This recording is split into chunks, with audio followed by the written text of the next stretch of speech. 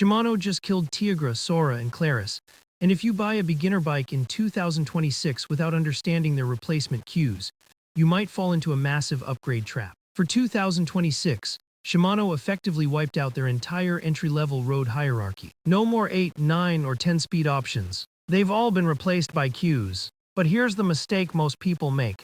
They assume cues is just the new Ultegra. It's absolutely not.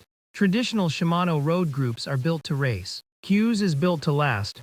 It uses Linkglide technology with thicker cogs for ultimate durability. The U6000 drop bar version gives you a massive 11 to 50 tooth cassette, delivering a 455% gear range that actually beats GRX. But here is the catch that trips up so many buyers. CUES uses a completely different cable pull ratio than traditional Shimano road components. This creates a brutal compatibility trap. If you buy a CUES-equipped bike to save money now, you cannot simply swap in a 105 or Ultegra derailleur later. You are completely locked into the CUES ecosystem.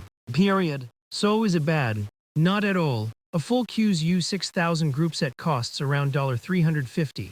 Making complete bikes up to $200 cheaper than 105 builds. And honestly, the shifting under heavy pedaling load is incredibly smooth. For daily commuters, heavy touring, and gravel adventurers, I highly recommend CUES. It requires less maintenance, outlasts traditional chains, and handles loaded climbing beautifully.